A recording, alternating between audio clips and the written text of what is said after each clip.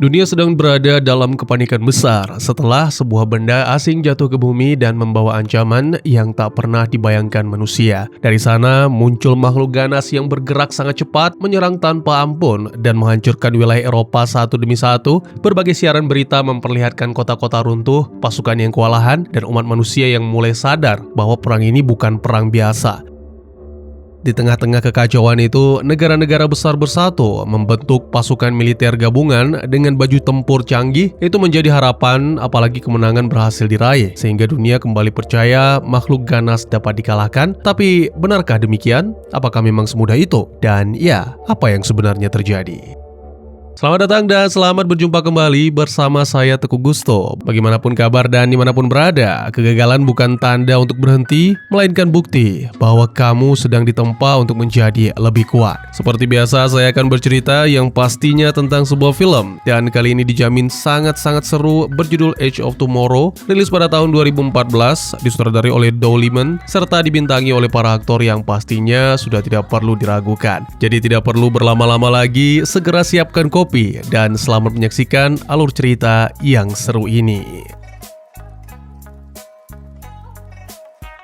London, Inggris, sebuah helikopter melintasi langit kota yang kini berada dalam bayang-bayang perang. Di dalam helikopter tersebut ada jagoan kita, seorang pria yang baru saja terbangun dari tidur dan menyadari bahwa telah sampai di lokasi tujuan. Pria itu bernama William Cage, perwira militer US yang lebih dikenal sebagai wajah propaganda perang daripada prajurit tempur. Will kemudian tiba di Whitehall, Mabes Komando UDF untuk menemui Jenderal Brigham, pemimpin operasi militer yang akan menentukan nasib Eropa. Brigham menjelaskan bahwa UDF akan melaksanakan operasi besar bernama Operation Dawnfall, sebuah serangan habis-habisan di pantai Prancis. Diketahui bahwa operasi ini dirancang untuk mengirim ribuan prajurit ke garis depan dengan tujuan merebut kembali wilayah yang dikuasai Mimik dan menghancurkan kekuatan alien itu dari Eropa.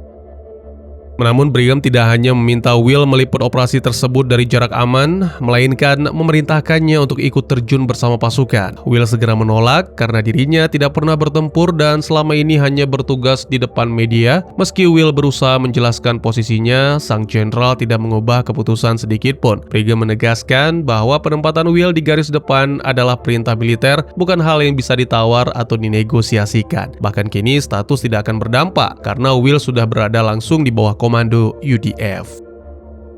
Saat hendak meninggalkan ruangan, Will masih mencoba berbicara menggunakan senjata andalannya, yaitu pengaruh publik. Ia mengancam akan menjadikan Brigham sebagai pihak yang disalahkan apabila Operation Dawnfall berakhir dengan jatuhnya banyak korban di medan perang. Mendengar ancaman itu, Brigham menerima dengan lapang dada dan Arrest this man. Saat kembali siuman, Will sudah berada di sebuah pangkalan militer garis depan yang berada di Heathrow, tempat pasukan UDF disiapkan untuk menjalankan Operation Dawnfall. Di sana Will disambut oleh Master Sergeant Farrell yang tampak keras dan disiplin. Will mencoba menjelaskan bahwa dirinya adalah perwira militer US, berharap status itu bisa menyelamatkannya dari situasi. Namun Farrell sama sekali tidak terlihat terkejut dan tetap tenang. Will kemudian meminta Farrell mengantarnya ke ruangan untuk menggunakan telepon karena berniat menghubungi atasan dan membatalkan perintah Brigham. Farrell memang membawanya pergi, tapi bukan ke ruang kerja, melainkan ke barak para prajurit, tempat ia dikenalkan dengan Squad J. Sebelumnya, Farrell menunjukkan sebuah surat keterangan dari Brigham yang menyatakan Will bukan lagi seorang perwira, melainkan desertir. Jadi apapun yang akan dikatakan Will tidak akan berguna. Ia kini dinyatakan sebagai prajurit biasa, bukan lagi perwira yang bisa memberi perintah atau bersembunyi di balik jabatan. Di dalam barak, saat memperkenalkan Will, Farrell memergoki Squad J sedang bermain kartu. Tanpa ampun, Farrell segera menghukum mereka dan menyuruh semua memakan kartu. Crack 'em ass. Setelah itu, Farrell memberitahu Squad J bahwa Will adalah seorang prajurit bermasalah yang berhalusinasi sebagai perwira tinggi. Ia juga meminta seluruh anggota regu untuk menjaga Will dengan ketat agar tidak mencoba kabur sebelum operasi dimulai. Farrell bahkan memberi kesan bahwa mereka boleh menggunakan cara apapun untuk memastikan Will berada di bawah pengawasan. Keesokan paginya, suasana pangkalan berubah menjadi penuh ketegangan ketika para tentara mulai bersiap menuju pertempuran. Setiap prajurit mengenakan baju tempur mekanis mereka, sebuah perlengkapan perang berat yang dirancang untuk menghadapi kekuatan brutal Mimic. Will juga dipaksa mengenakan baju tempur itu, tetapi ia terlihat sangat kebingungan karena baru pertama kali mengenakannya. Griff kemudian membantu memasangkan perlengkapan tersebut, sementara Will tampak semakin panik karena tidak memahami cara kerja senjata maupun sistem di dalamnya. Di saat yang sama, salah satu anggota Squad J bernama Kimal. Sudahlah, yang satu ini memang agak-agak. Kalian tidak perlu melihat, tapi sebagai informasi, ia hanya mengenakan baju tempur mekanis. Setelah semua pasukan siap, mereka mulai bergerak menuju pesawat pengangkut dan akan dibawa ke medan perang.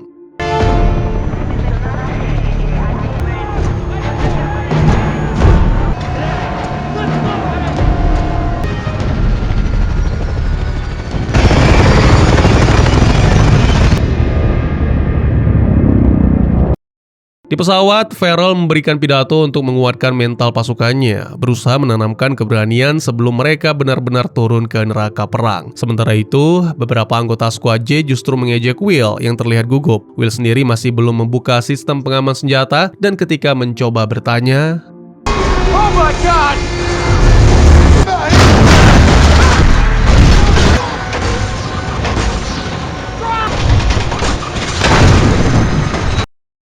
Will yang masih belum siap secara mental akhirnya ikut melompat. Begitu mendarat di pantai, ia langsung menyaksikan medan perang yang benar-benar kacau, jauh lebih mengerikan daripada gambaran apapun yang ia lihat dari balik layar propaganda. Di tengah kekacauan itu, Will melihat Kimal yang sedang bersorak karena selamat, tapi tak lama kemudian Will kemudian terus melangkah dalam kepanikan sambil berusaha keras membuka sistem pengaman agar bisa menggunakan senjata. Dari belakang,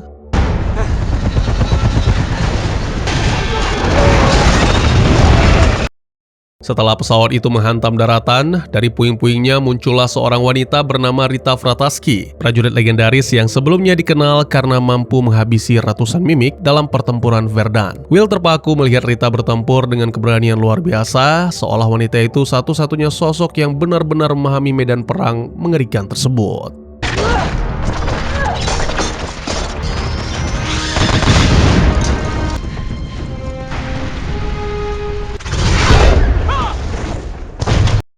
Kematian Rita membuat Will semakin sadar bahwa nama besar pun bisa gugur dalam perang yang tidak mengenal belas kasihan ini. Will terus bergerak melewati medan perang dan akhirnya bertemu kembali dengan Farrell serta anggota Squad J yang tersisa. Mereka semua mulai menyadari operasi besar ini seolah sudah diketahui sejak awal. Serangan yang seharusnya menjadi kejutan bagi alien justru berubah menjadi jebakan, dan pasukan manusia kini dibantai tanpa ampun. Sementara Will masih sibuk dengan baju tempurnya, salah satu anggota Squad J kemudian mendeteksi kedatangan Mimic yang bergerak ke arah mereka. Tak lama setelah itu, ternyata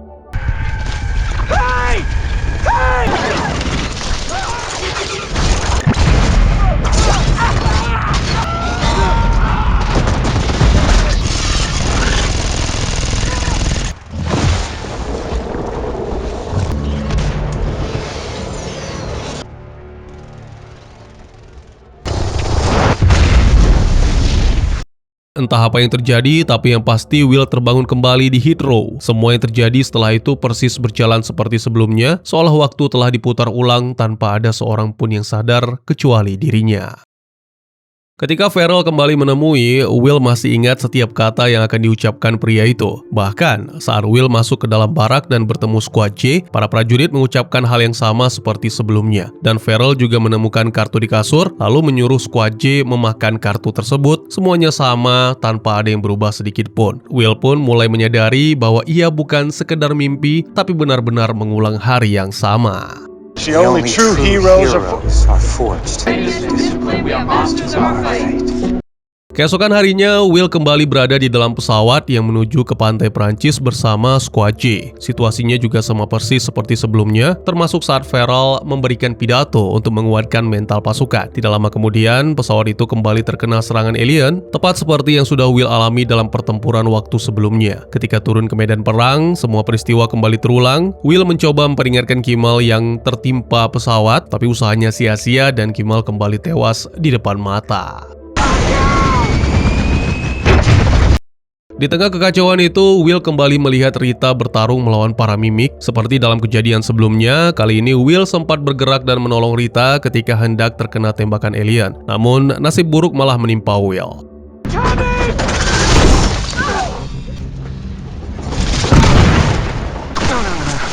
Holy fuck! Lagi-lagi kematian itu membuat waktu kembali dan Will sekali lagi terbangun di Heathrow. Kali ini ia mencoba menjelaskan kepada Farrell dengan menyebutkan berbagai hal yang diketahui dari kejadian sebelumnya. Will mengatakan bahwa Dawnfall adalah akhir dari pasukan manusia karena semuanya dibantai di pantai Prancis. Namun, semua penjelasan itu tidak membuat Farrell percaya, bahkan justru membuat Will terlihat seperti orang gila di mata orang-orang di sekitarnya. Di dalam barak, Will kembali bertemu dengan Squad J dan mencoba meyakinkan bahwa seharusnya mereka tidak pernah bertemu sebelumnya. Ia lalu menyebut nama para anggota regu satu persatu untuk membuktikan ia mengetahui hal-hal yang belum semestinya diketahui. Will bahkan menunjukkan kartu remi yang disembunyikan untuk membuktikan, namun ocehan Will justru membuatnya dianggap semakin bermasalah. Akibatnya saat berada di dalam pesawat,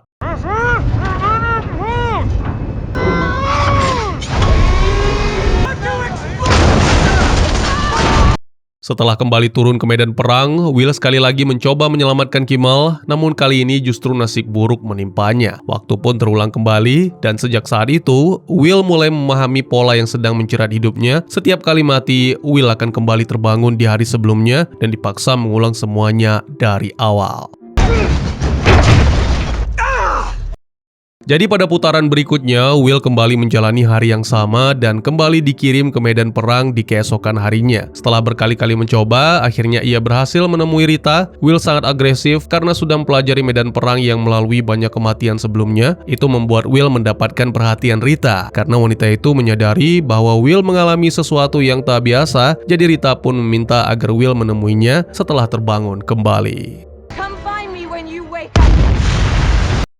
Sama seperti sebelumnya, Will kembali terbangun di Heathrow, namun kali ini Will tidak lagi hanya berusaha bertahan hidup di medan perang, tapi mencoba menemui Rita di pangkalan. Percobaan pertama, usaha Will gagal sehingga tewas terlindas. Lalu pada pengulangan selanjutnya, Will mencoba mengambil jalur berbeda agar bisa keluar dari pengawasan. Ia berhasil menyelinap dari kolong truk.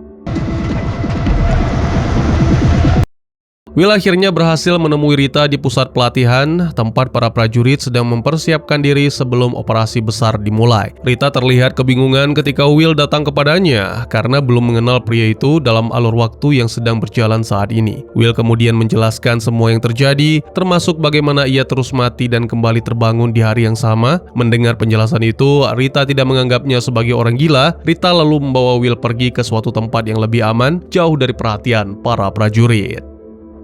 Dalam perjalanan, Rita memperingatkan Will agar jangan pernah menceritakan keanehan itu kepada siapapun. Karena jika berbicara terlalu banyak, Will hanya akan berakhir di rumah sakit jiwa atau dijadikan objek penelitian militer. Rita kemudian bertanya tentang mimik besar berwarna biru. Will segera mengakui bahwa ia telah menghabisi makhluk itu. Dari sana, Rita semakin yakin bahwa kemampuan Will berasal dari mimik biru. Rita mengetahui semua itu karena dulu ia juga pernah memiliki kemampuan yang sama.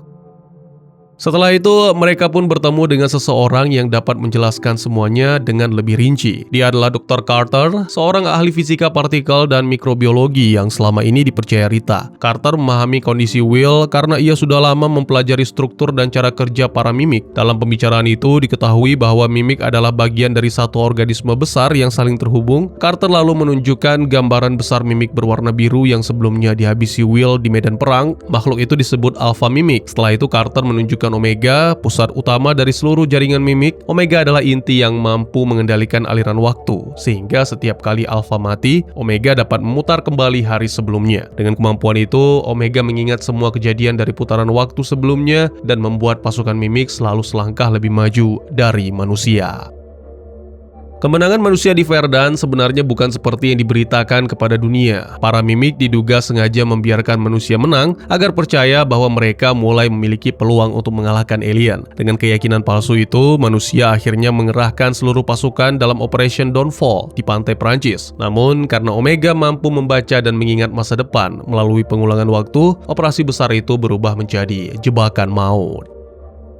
Ketika Will membunuh Alpha dan tersiram darahnya, kemampuan Omega secara tidak sengaja berpindah ke tubuh Will. Sejak saat itu, setiap kali Will mati, waktu akan otomatis berulang ke hari sebelumnya. Perbedaannya hanya Will yang mengingat kejadian yang telah ia alami dalam pertempuran sebelumnya. Rita kemudian meminta bantuan Will untuk menghancurkan Omega, karena hanya dengan cara itulah pengulangan waktu mimik bisa dihentikan. Caranya bagaimana? Ya, Will harus mati berkali-kali, mengulang hari yang sama, dan terus belajar sampai mereka menemukan cara untuk membunuh pusat seluruh makhluk tersebut.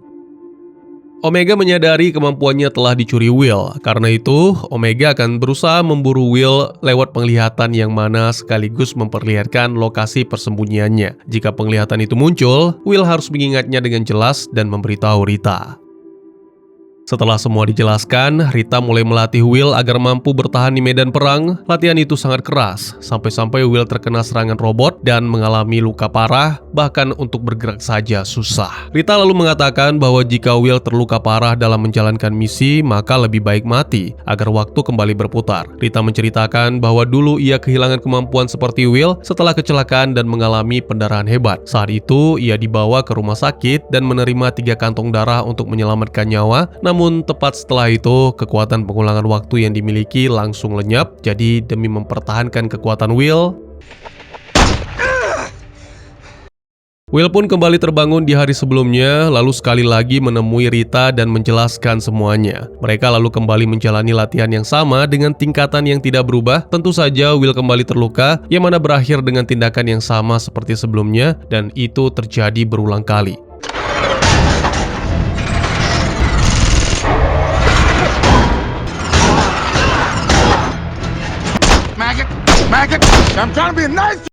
Setelah melewati begitu banyak putaran, Will akhirnya mendapatkan penglihatan tentang Omega. Dalam penglihatan itu, sosok Omega berada di sebuah bendungan besar yang tampak seperti lokasi tersembunyi di wilayah Eropa.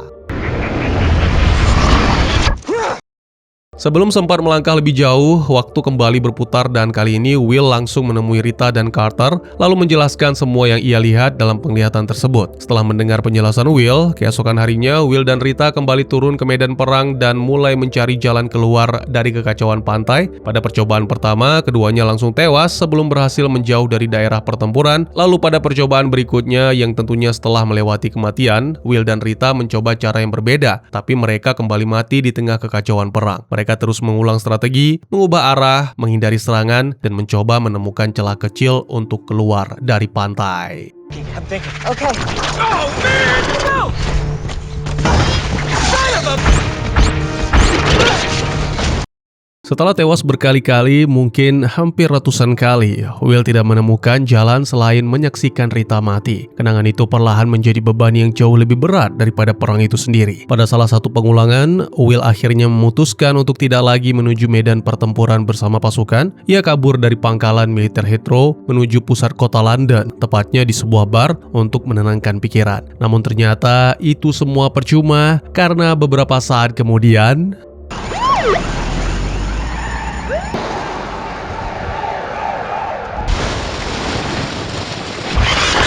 pada putaran berikutnya, kemampuan bertarung Will sudah meningkat sangat jauh dibandingkan saat pertama kali ia diterjunkan ke perang. Rita menyaksikan bagaimana Will berlatih keras dan penuh perhitungan. Di saat yang sama, Carter akhirnya berhasil mengetahui lokasi bendungan yang muncul dalam penglihatan Will sebagai lokasi yang diduga tempat Omega berada. Dalam percobaan berikutnya, Will dan Rita akhirnya berhasil melewati pantai dan keluar dari medan perang.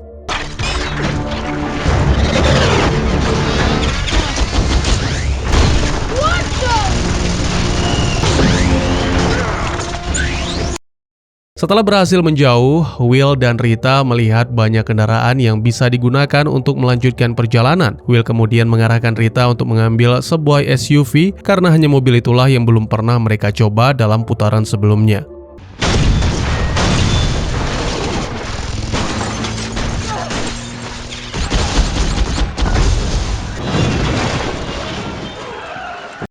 Setelah semuanya aman, Rita terlihat diam dan tidak banyak berbicara. Will kemudian mengatakan bahwa pada akhirnya Rita pasti akan mulai bicara. Will bahkan mengetahui tentang saudara Rita dan juga kekasih Rita yang gugur dalam pertempuran. Mereka kemudian melanjutkan dengan berjalan kaki menuju sebuah rumah terpencil. Di rumah itu, Rita menemukan sebuah helikopter. Rita bersikeras ingin menggunakannya agar bisa segera menuju lokasi Omega, namun Will menolak karena takut ketinggian. Will kemudian melihat Rita menahan rasa sakit dan saat diperiksa ternyata bahunya terluka. Ia lalu menempelkan perban pada luka Rita, membuat wanita itu mulai menyadari bahwa Will sudah pernah sampai ke rumah itu bersamanya dalam putaran sebelumnya. Kecurigaan Rita terbukti ketika Will ternyata sudah memegang kunci helikopter tersebut. Rita segera merebut kunci itu dan bergegas menuju helikopter, tetap yakin bahwa mereka harus mengambil resiko demi mencapai Omega. Will berusaha mencegahnya dan mengatakan bahwa setiap kali Rita naik helikopter itu, Rita selalu berakhir. Ia juga menjelaskan bahwa mereka sudah kehabisan amunisi dan berterai pada baju tempur, sehingga peluang bertahan sangatlah kecil. Namun Rita mengabaikan dan akhirnya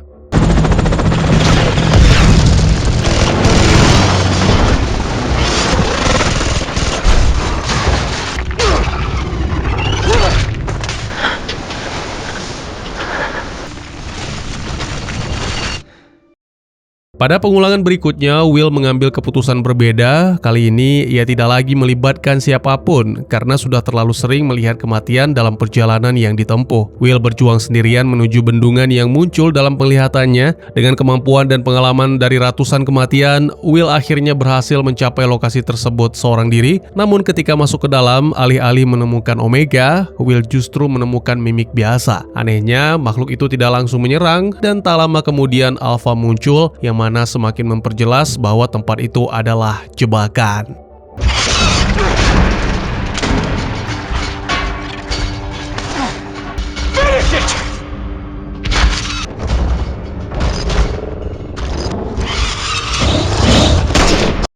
Will segera ingin mengakhiri segalanya, namun Alpha menggagalkan. Dalam kepanikan itu, Will melihat sebuah celah dan segera masuk ke dalamnya untuk menghindari serangan dan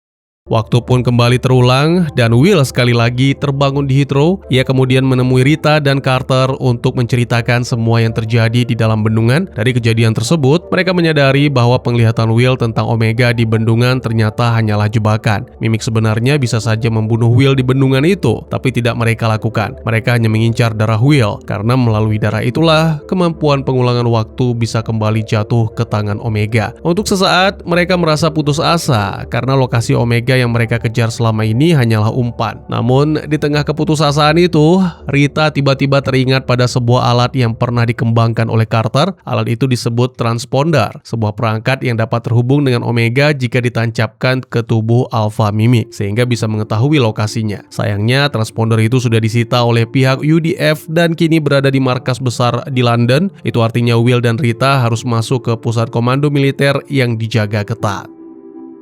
Setibanya di markas UDF, Will terlihat sangat hafal dengan situasi dalam markas mereka karena memang sudah berkali-kali mengalami pengulangan. Ia mengetahui gerak-gerik penjaga, alur ruangan, dan celah kecil yang bisa digunakan untuk masuk lebih jauh. Pada akhirnya, mereka masuk ke ruang Jenderal Brigham dan menjelaskan semuanya serta menebak semua yang akan terjadi dengan benar. Brigham pun akhirnya memberikan transpondernya, namun ini adalah pertama kalinya. Sepertinya tidak semudah itu, bahkan di pengulangan berikutnya. I don't know. We've never gotten this far. Is he? No! Don't go there! Don't go!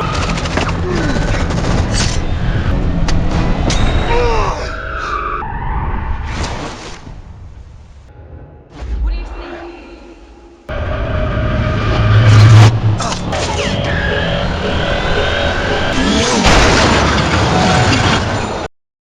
Saat kembali sadar, Will sudah berada di ranjang ruang perawatan dalam kondisi terborgol atau terikat. Ia melihat beberapa kantong darah yang terhubung ke tubuhnya, dan saat itu juga ia menyadari bahwa sesuatu yang sangat buruk telah terjadi. Sama seperti yang pernah dialami Rita dulu, transfusi darah membuat kemampuan pengulangan waktu Will hilang. Rita kemudian datang menemui dan berniat menghabisi Will. Untungnya Will segera menghentikan dengan menjelaskan yang sebenarnya. Sorry, Cage. No, wait. Kondisi itu membuat semua menjadi jauh lebih sulit karena mereka hanya memiliki satu kesempatan terakhir untuk menghancurkan Omega. Will dan Rita akhirnya memutuskan untuk kembali ke Heathrow dan meminta bantuan Squad J. Will kemudian menjelaskan semua yang telah ia alami dalam lingkaran waktu. Dengan kehadiran Rita yang ikut meyakinkan, Squad J pun akhirnya bersedia ikut serta untuk menyerang Omega di Museum Louvre. Malam itu juga mereka berangkat menuju Paris dengan membawa harapan terakhir. Sayangnya, benar saja sebelum mereka benar-benar tiba,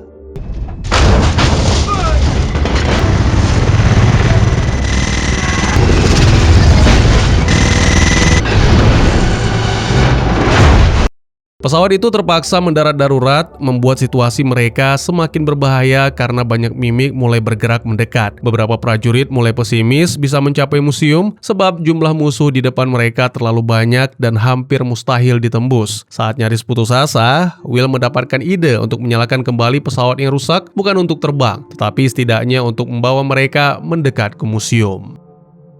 Semuanya pun berusaha menghidupkan kembali pesawat itu, sementara para mimik mulai berdatangan dari segala arah. Dengan sisa kekuatan, Squad J bertempur habis-habisan untuk menahan sambil memberi waktu agar pesawat dapat menyala. Lalu,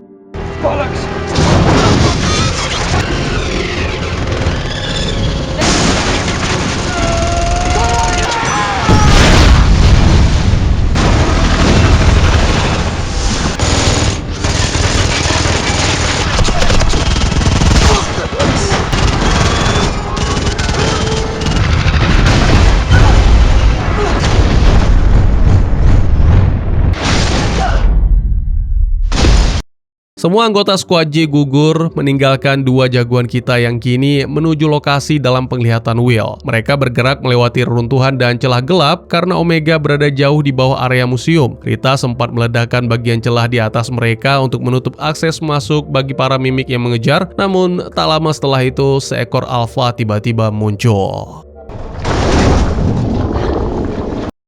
Rita menyerahkan granat kepada Will dan memutuskan untuk mengalihkan perhatian Alpha. Rita berlari menjauh untuk memancing Alpha agar mengejarnya, sementara Will bergerak menuju lubang berisi air tempat Omega bersembunyi. Alpha berhasil mengejar Rita, dan dalam pertarungan itu, Rita akhirnya terbunuh.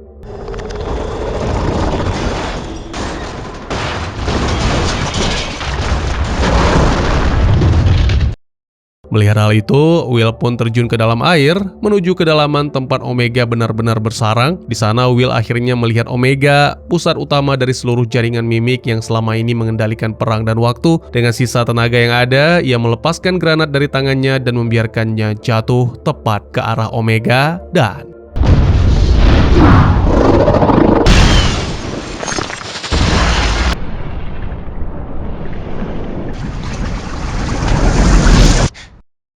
Will terbangun di dalam helikopter tepat pada momen sebelum ia pertama kali tiba di London pada hari sebelumnya. Kali ini waktu kembali berputar ke titik yang lebih awal, tetapi dunia yang ia masuki sudah berbeda karena Omega telah dihancurkan. Will kemudian melihat siaran pers yang memperlihatkan General Brigham mengumumkan kemenangan besar umat manusia. Dalam pengumuman itu disebutkan bahwa gelombang energi besar dari Paris telah melumpuhkan para mimik sehingga pasukan manusia dapat membasmi mereka tanpa perlawanan berarti. Dunia yang sebelumnya berada di ambang kehancuran, kini tiba-tiba mendapatkan kemenangan. Setelah itu, Will pergi ke pangkalan militer dan melihat para anggota Squad J masih hidup, sedang berlatih seperti biasa. Lalu Will pergi menemui Rita di pusat pelatihan, tempat yang sama ketika ia dulu pertama kali mencarinya dalam lingkaran waktu. Benar saja, Rita masih berada di sana, berdiri dalam posisi awal seperti sebelum semua perjuangan panjang itu terjadi, dan tamat. Buat yang belum tahu, film ini berdasarkan novel Jepang berjudul All You Need Is Kill, karya Hiroshi Sakurazaka. Seperti banyak cerita perjalanan waktu atau lingkaran waktu lainnya, film ini menggunakan penjelasan yang cukup padat dan konsep fiksi ilmiah yang rumit, sehingga sebagian penonton mungkin merasa bingung. Meskipun film ini cukup baik dalam menjelaskan cara kerja pengulangan waktunya, pendekatan ceritanya terhadap konsep hari yang terus berulang tetap bisa terasa sulit diikuti. Karena itu, penjelasan tentang mekanisme perjalanan waktunya, struktur ceritanya, dan perkembangan karakternya bisa membantu penonton memahami alurnya dengan lebih jelas.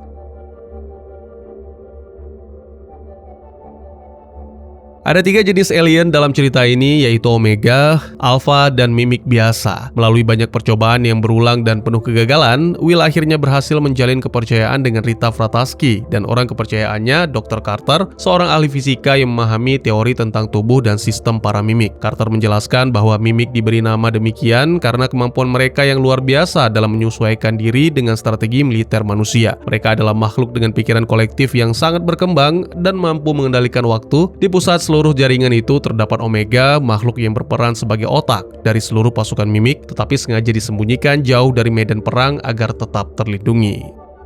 Mimik biasa yang berwarna jingga berperan seperti pekerja atau pion yang dikirim ke medan perang hanya untuk membunuh musuh. Namun Omega juga memiliki jenis lain yang jauh lebih penting, yaitu Alpha, mimik berwarna biru yang berfungsi sebagai mata dan telinga Omega di garis depan. Berbeda dengan mimik biasa, Alpha sangat berharga bagi kelompoknya karena memiliki hubungan langsung dengan Omega. Darah Alpha mengandung inti kekuatan Omega yang mampu mengendalikan waktu. Jika seekor Alpha mati, Omega akan memutar ulang waktu, tapi tetap mengingat semua kesalahan yang terjadi di medan perang sehingga ia bisa mengubah strategi untuk serangan berikutnya. Kemampuan Omega untuk memutar kembali waktu menjadi alasan mengapa para alien itu selalu mampu menyesuaikan diri dengan setiap usaha militer manusia. Kemampuan itu juga menjelaskan mengapa para mimik sudah mengetahui serangan besar yang akan dilakukan pasukan Will. Omega sudah pernah melihat semua kejadian itu dalam garis waktu sebelumnya, lalu menyusun strategi baru setelah satu atau beberapa kali pengulangan. Dengan kata lain, setiap pertempuran yang dialami Omega bisa diubah menjadi jebakan yang sangat rumit. Semua itu terus terjadi sampai akhirnya Will tanpa sengaja merebut kemampuan lingkaran waktu tersebut.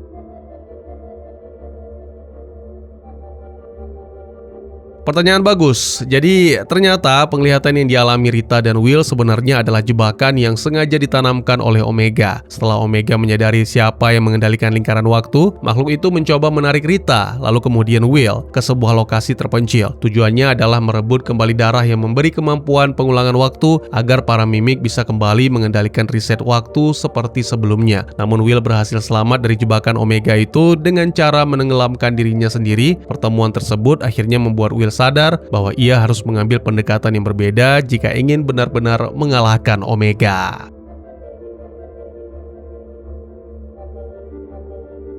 Sayangnya, teori Dr. Carter tentang mimik dan lingkaran waktu hanya didasarkan pada pengalaman pertama Rita yang gagal saat mencoba menemukan Omega. Karena itu, film ini tidak memberikan penjelasan yang benar-benar pasti dari Carter, Rita, maupun Will tentang apa yang akan terjadi jika mereka berhasil mengalahkan Omega. Apalagi, film ini juga tidak menjelaskan secara rinci kemungkinan ketika Will kembali mendapatkan kemampuan untuk mengulang waktu. Dengan informasi yang terbatas, kita tidak pernah tahu bagaimana para mimik pertama kali mengembangkan kemampuan untuk memanipulasi waktu atau bagaimana aturan besar dari kemampuan itu sebenarnya bekerja.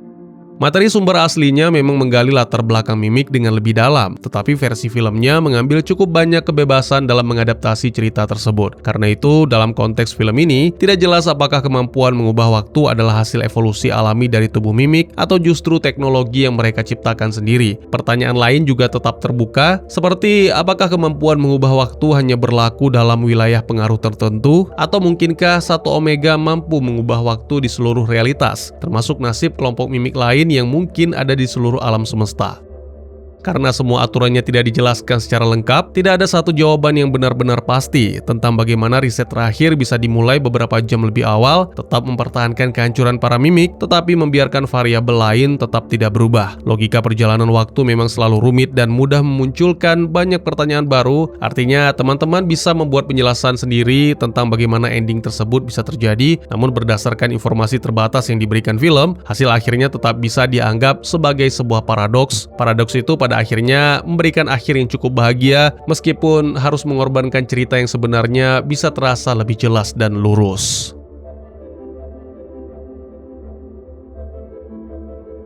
Teori pertama masih sesuai dengan teori Dr. Carter tentang mimik. Kemampuan Omega untuk mengulang waktu sekaligus menyimpan ingatan dari putaran sebelumnya menunjukkan bahwa sampai batas tertentu, Omega berada di luar aturan waktu biasa. Artinya, meskipun waktu kembali berulang bagi Will, Rita, dan seluruh umat manusia, kematian Omega bisa dianggap sebagai peristiwa tetap yang berada di luar lingkaran waktu.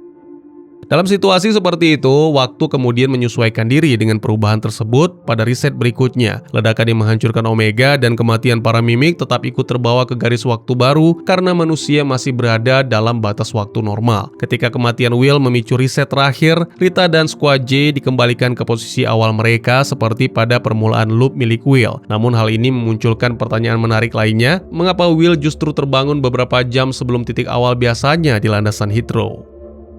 Pada loop sebelumnya, Will selalu kembali ke momen pertama saat ia sadar, karena sebelumnya ia dibuat pingsan dengan alat kejut listrik. Titik sadarnya terjadi di landasan bandara. Namun bagian awal film memperlihatkan bahwa hari Will sebenarnya dimulai beberapa jam lebih awal sebelum pertemuan pentingnya dengan General Brigham, yaitu saat helikopternya tiba di markas UDF. Jika waktu memang menyesuaikan diri setelah kematian para mimik, maka Will tidak akan pernah bertemu dengan sang jenderal karena Operation Downfall sudah tidak diperlukan lagi. Karena alasan itu, Will tidak akan pernah dicap sebagai desertir, tidak akan pernah dibuat pingsan, dan tidak akan pernah terbangun di landasan bandara. Saat waktu mengantisipasi dan menyesuaikan diri dengan perubahan yang terjadi, titik sadar Will kembali ke awal yang sebenarnya. Titik itu adalah saat helikopternya mendarat di markas UDF. Dengan kata lain, riset terakhir membawanya ke momen sebelum semua rangkaian hukuman dan pemaksaan militer terhadap dirinya terjadi. Itulah sebabnya ia terbangun lebih awal dibandingkan titik awal loop yang biasanya. Teori kedua, ada juga kemungkinan bahwa darah Omega berbeda dari darah Alpha, memberi Will kekuatan yang lebih besar pada riset terakhir. Kekuatan itu mungkin membuatnya terlempar lebih jauh ke masa lalu, atau bahkan memberinya kemampuan untuk menentukan titik awal riset yang berbeda. Bagaimanapun, batas kekuatan Omega memang tidak pernah dijelaskan secara pasti. Karena itu, mungkin saja darah dari pusat kendali mimik tersebut memberi Will kemampuan untuk memanipulasi realitas dengan jauh lebih besar, bukan hanya memilih titik awal baru untuk bangun, tetapi juga membuat kehancuran para mimik ke dalam garis waktu yang baru. Apapun penjelasan yang sebenarnya, titik bangun yang baru itu membuat Will terlihat dari penangkapan awalnya dan tetap mempertahankan pangkatnya sebagai mayor. Sementara itu, mengenai apakah Will bisa mengulang waktu setelah tidak ada mimik yang tersisa di bumi, kemungkinan besar riset setelah kematian Omega adalah riset terakhirnya. Bisa diasumsikan bahwa tanpa keberadaan jaringan kolektif mimik, Will tidak lagi memiliki kekuatan untuk memutar ulang waktu. Meski begitu, mungkin akan lebih aman jika Will tetap meminta transfusi darah hanya untuk memastikan kekuatan itu benar-benar hilang. Jika tidak, Mayor Will kini bisa bebas menjelaskan kepada Rita apa yang sebenarnya terjadi setelah akhir cerita tersebut, dan mungkin ia bisa menceritakan semuanya dengan lebih tenang sambil minum secangkir kopi. Tentu saja, kopi itu harus dengan 3 sendok gula, sesuai dengan selera Rita. Meskipun ending film ini sudah memberikan penutup yang cukup utuh untuk alur ceritanya, kesimpulannya yang masih ambigu tetap menyisakan ruang untuk kelanjutan cerita. Fakta bahwa film ini tidak menjelaskan secara pasti bagaimana karakter utama bisa mendapatkan satu riset terakhir setelah membunuh Omega bisa menjadi titik awal untuk sequel, atau sequel tersebut bisa saja menghadirkan kelompok alien lain yang juga memiliki Omega sebagai pusat kendali mereka. Menariknya, rencana film kedua sebenarnya sudah dibicarakan selama beberapa tahun. Sang sutradara juga pernah mengungkapkan bahwa pihak produser terus menanyakan kepadanya apakah ingin melanjutkan proyek sequel tersebut, tapi sampai sekarang belum ada kabar baik tentang sequel. Jadi, bagaimana menurut kalian? Mungkin segitu saja teman-teman, silakan memberikan komentar, bertanya, ataupun merequest kira-kira film apa yang menarik untuk dibahas. Bisa lewat kolom komentar, atau buat yang malu-malu bisa via DM ke Instagram saya di @tegugusto. Insya Allah pasti akan dibaca. Mari kita jadikan kolom komentar sebagai sarana penambah wawasan dan menciptakan jalinan persaudaraan, bukan malah menjadikannya sebagai tempat pembulian sehingga menciptakan permusuhan. Jangan lupa untuk dukung terus channel ini dengan cara share, like, dan subscribe, karena dukungan kalian sangat berharga bagi saya demi perkembangan channel ini. Saya Gusto, sampai jumpa di video selanjutnya. Tetap semangat, tetap bersyukur setiap hari. Dadah!